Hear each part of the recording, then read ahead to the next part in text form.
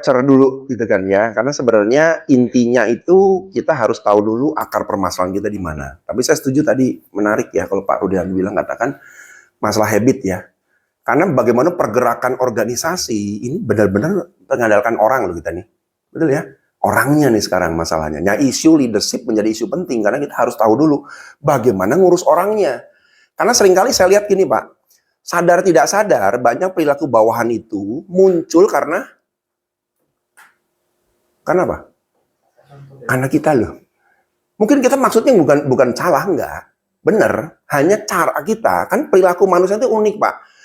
Ya, orang itu ketika menjadi bawahan kita, dia belajar sesuatu. Nah, kalau dia mempersepsikan cara kita, sikap kita itu salah, akhirnya muncullah perilaku-perilaku yang aneh. Yang tidak wajar, yang nggak normal. Lalu kita stres, kenapa sih anak buah harus tegur terus? Kenapa harus dipecut terus? Kenapa kok begini? Tapi sadar nggak bahwa perilaku dia itu karena dipicu oleh sikap kita. Dan mungkin nanti Bapak akan kaget yang lihatnya ya. Itu saya deteksi hampir 60% itu problemnya lebih banyak di sekitarnya. Contoh paling simpel begini Pak. Kalau Bapak ingin punya anak yang punya quality, kalau kerja itu bagus, seperti apa kira-kira? Kalau pengen berkualitas bagus Pak. Pengennya laporan selalu on time, nggak ada salah, selalu bisa dipertanggungjawabkan. Disiplin. Gimana? Disiplin. Maksudnya gimana disiplin? Disiplinan dia Pak. Anak saya kalau ini disiplinan bangun, jam belajar, jamnya sholat. Betul. Berarti kita menunjuk orang itulah yang harus lebih baik. Nah, betul ya. Kebanyakan gitu kan ya. Ya mereka dong yang harus bagus, yang harusnya oke, dan disiplin dan lain sebagainya. Tapi contoh ya paling simpel ya. Kalau mereka menyerahkan laporan nih misalnya, Pak Rosyun, ini laporan saya Pak hari ini. Taruh aja di meja. Rosyun Pak. Sorry Pak. Rosyun, sorry. Maaf. Pak Rois ya. Jadi misalnya contoh, Pak laporan Pak ya. Taruh aja di meja. Berikutnya hari berikutnya sama, setiap hari setiap saya kasih laporan, Bapak cuma bilang, taruh aja di meja. Apa yang terjadi? Mentality mereka, enggak mental orangnya. Mental mereka ada? Turun. Oh ya sudah. Toh pekerjaan saya tidak pernah di review, tidak pernah di feedback, tidak pernah dicek. Jangan salah loh. Ya. Apa yang dilakukan harusnya supaya dia kualitas kerjanya tetap high? Cek review. Betul. Even itu random. Betul nggak? Tahu ini benar, tapi saya nggak mau dia punya mentalitinya di sini karena nganggap nggak ada sesuatu yang jadi pressure buat dia. Coba kita tekan terus. Coba saya cek sini, misalnya dia datang laporan. Coba lihat. Jangan pergi dulu, saya lihat cek laporannya. Ini kenapa seperti datanya ya? Even cuman seperti itu membuat orang selalu aware. Waduh, dicek nih. Waduh. Akhirnya mereka punya quality kerja yang tinggi. Nah, benar ya? Nah, itu problem-problem yang simpel seperti itu loh. Jadi jangan salahkan bawahan dulu, tapi bagaimana sikap kita mengelola mereka itu punya efek behavior yang salah juga pada mereka. Seringkali ya. Kadang-kadang kita jadi leader itu jangan selalu berharap kita jadi good guy, Pak. Kita perlu jadi bad guy. Supaya mereka tahu bahwa segala sesuatu yang mereka kerjakan itu ada yang cek, ada yang kontrol, ada yang evaluasi.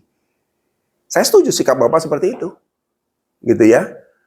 Yang lain juga sama, mungkin teman-teman kita ada juga yang kadang-kadang kita dia sikap-sikap yang membiarkan sehingga standar mereka rendah. Kalau kita buat standar tinggi, Pak, pressure harus terus muncul di mereka.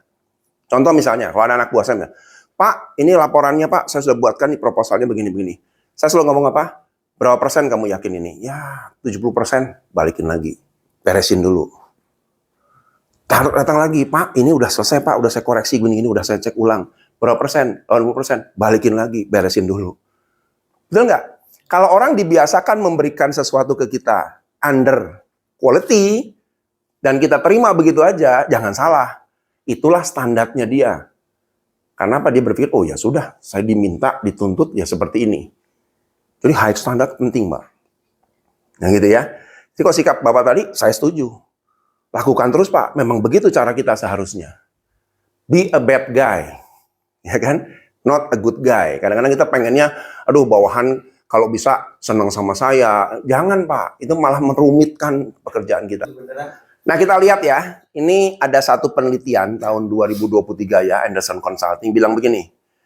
Apa yang terjadi dengan gaya manajemen, gaya pengelolaan sekian tahun, sekian dekade ke belakang dan sekarang? Nah, dulu kecepatan sedang, ya kan? Kalau orang buat aturan atau membuat kebijakan atau kita membuat perencanaan 1 tahun masih oke. Sekarang hitungannya pendek loh Pak. Perubahan apa? Waktu disebutkan di berapa kali itu? Regulasi. Ini ganti pemerintah, regulasi berubah nggak kira-kira Pak? Nah, pusing kan? Jadi planning kita tahun lalu udah nggak bisa dipakai lagi nih.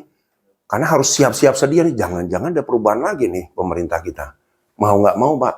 Dan memang semakin lama semakin pendek. Ya, banyak perusahaan ngakuin. Kita nggak bisa buat planning setahun, nggak bisa sekarang. Planning itu harus dibuat pendek-pendek. Ya, setahun ada tapi action plan-nya harus beda 3 bulan kemudian apa yang terjadi ya? 3 bulan ini apa yang terjadi ya? Dinamikanya luar biasa. Nah, ini yang terjadi sekarang. Lalu yang kedua, penggunaan perlengkapan manajemen masih semi manual. Sekarang 80% otomatis digital. Apalagi digempur dengan AI. Ya, kami sudah mau masuk AI, Pak. Reporting, sistem pengelolaan human resources consulting segala macam sudah pakai AI. Ada timnya yang hari-hari ngutak-ngutak AI. Dan luar biasanya itu bisa dipakai sekarang, Pak.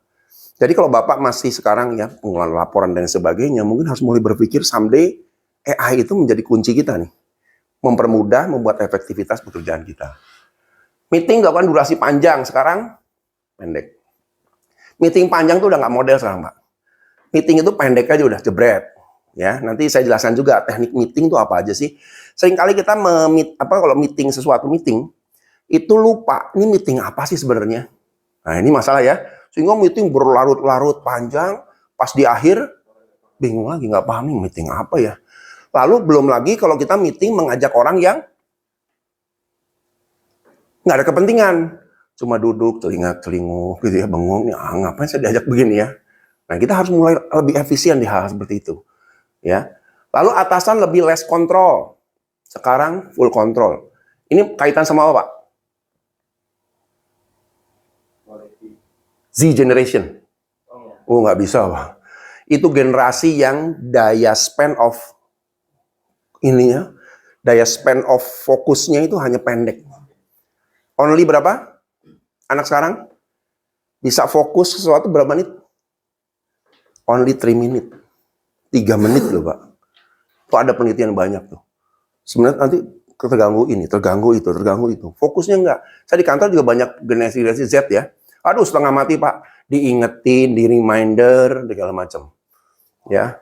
Kalau mau pergi aja kadang-kadang, sebentar, cek dulu. Ini udah belum? Udah, Pak. Oke. Bisa lupa loh. Diingetinnya bisa lupa gitu. Kebayang nggak nih? Berarti kita harus lebih full control. Pak, capek dong kita sebagai pimpinan full control. Ya memang resiko kalau ngadepin generasi-generasi di bawah kita. Nah, ini kendalanya. Kalau dulu kan lebih orang lebih punya ini sendiri ya. Ini sekarang enggak. Birokrasi dan kebijakan ketat dibuat untuk menjaga pace kerja organisasi. Sekarang birokrasi dan kebijakan lebih ringkas. Ya. Saya pernah masuk satu perusahaan, Pak. Ini menarik ya. Masuk satu perusahaan, lalu saya lihat ada satu administrasi yang kerjanya sibuk sekali, Pak. Rata tiap hari. Saya penasaran, saya tanya, buat apa itu? Nggak tahu, Pak. Pokoknya saya cuma disuruh aja. Saya sudah 2 tahun kerja di sini, cuman ini kerjaan saya. Oke. Jadi nggak tahu apa isinya, nggak tahu, Pak. Tanya supervisornya. Pak, mohon maaf, itu ngerjain apa, Pak ya? Pak, saya udah 5 tahun sini juga nggak ngerti, Pak.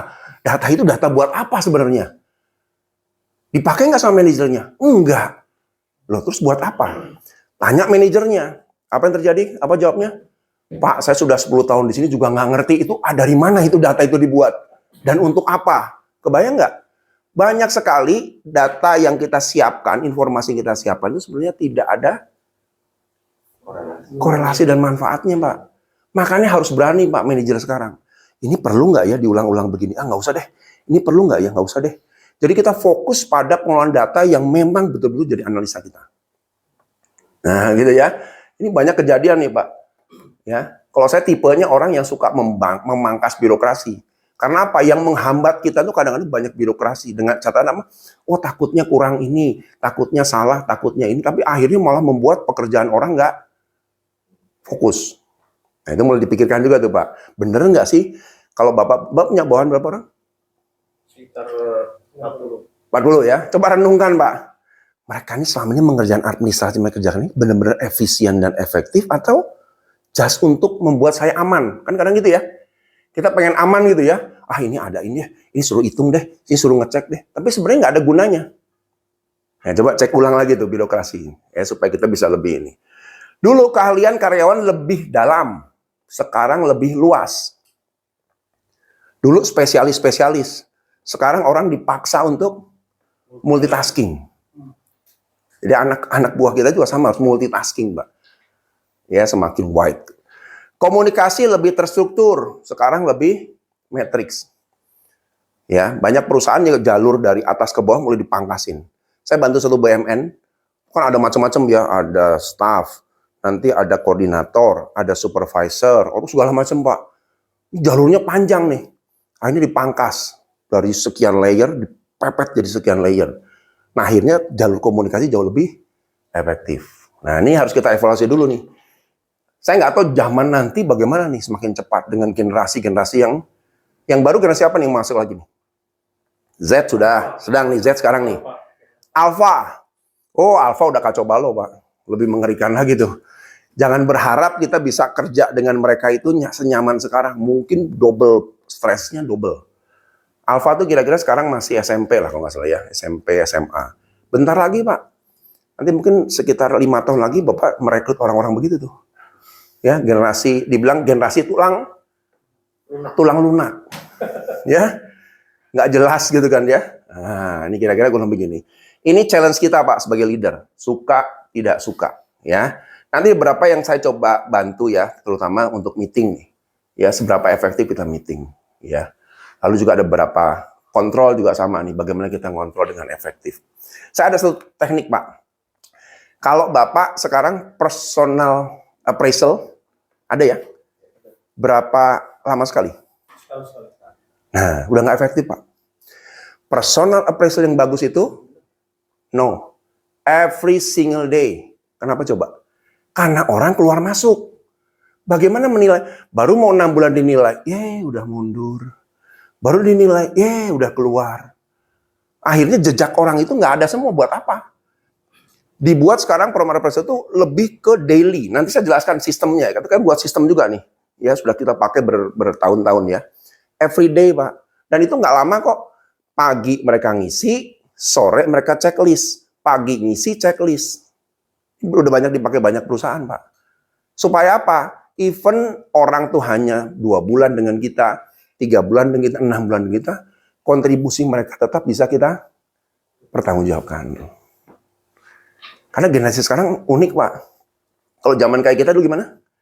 Untuk pindah kerja mikirnya 1000 kali. Sekarang enggak, Pak. Tersinggung dikit, resign. Tegur dikit, resign masih bagus, Pak. Yang parah apa? Hilang. Saya punya karyawan kemarin ada tuh yang baru. Saya lihat setiap sore itu dia kalau kerja itu handphone nyala. Ya, tiba-tiba kepala gini-gini. Sambil ngetik, sambil kerja. Apa sih ini anak nih? Karena saya nggak ngerti ya. Lalu saya tanya temennya, apa sih? Oh, TikTok. Live TikTok. Live TikTok. Saya tegur baik-baik. Kamu ini buat laporannya selalu salah. Tolong jangan main TikTok. Bukan saya negor, ada tim yang satu bagiannya. Apa yang terjadi? Pulang ke rumah kabur. Kita teleponin nggak bisa. Sorenya bapaknya datang. Aduh, saya bilang nih apa urusannya bapaknya lagi ya? Iya, Pak, ada apa? Pak, anak saya kenapa? Loh, saya malah nanya, ada apa dengan anak Bapak? Saya hanya tegur ini, Pak. Bapak juga emosi, ya mungkin salah pengertian dan lain sebagainya. Ya sudah, sambil motor aja. Ya sudah kan pada hari itu karena dia berpikir bapaknya datang, saya serah terimakan dokumennya. Ya sudahlah, mungkin anak Bapak sudah nggak cocok kerja di sini. Besok paginya datang. Pak, saya tuh nggak niat keluar. Aduh, pokoknya blunder, Pak. itu ngurusin satu orang itu masalah jadi masalah berat buat saya gitu kan ya. Nah inilah anak-anak generasi baru nih yang nanti mungkin Bapak akan alami ke depannya. Atau sudah? Ada yang sudah begitu? Nah gitu ya. Nah ini kondisinya seperti itu. Oke, sebenarnya ada pertanyaan lu nggak kira-kira? Ya. Nah ini target fokus ya coba ya. Ini kita udah pakai Pak. Banyak perusahaan menduplikasi ini. Kalau kita melakukan PA tahunan, apa coba? Coba.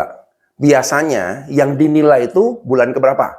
Misalnya dari bulan pertama di PA-nya bulan ke-12 ya? Kita bulan April kemarin. Jadi setahun kan? Setahun ya. Biasanya nilai itu hanya nilai yang mana? Yang benar-benar objektif. 6 bulan terakhir. Nah, kadang-kadang bukan 6 bulan terakhir. 3 bulan terakhir, bahkan sebulan terakhir ya karena mepet. Ayo para manajer kumpulkan PA. Oh siap. Aduh, mana ya kemarin bagus nggak ya? Cek. Bener nggak? Ini jadi masalah juga. Akhirnya nilai kita nggak objektif. Nah ini modelnya. Ini contoh di kami ya.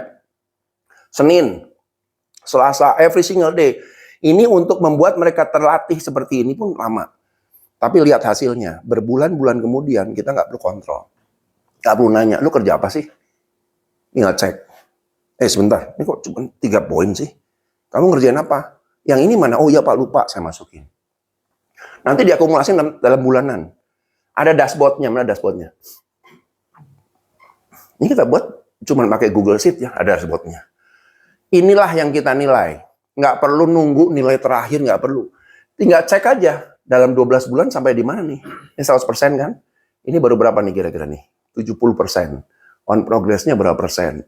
Yang terlambat berapa persen? Dan totalnya berapa persen? Nah kalau begini berarti dia bagus nih nilainya. Tapi bisa jadi dashboard seperti ini. Dan ini nggak bisa diisi di akhir setelah setahun ya. Hanya bisa diisinya every single day. Dan dia yang ngisi, kita yang ngendaliin. Kita yang ngisi nggak? Dan akhirnya kalau kita lihat secara overall ya, kontribusi orang walaupun cuma 3 bulan kerja, 6 bulan kerja, kita bisa bertanggungjawabkan banyak hal yang sudah tuntas dengan ada keberadaan orang itu. Nah, kira-kira seperti itu tekniknya ya.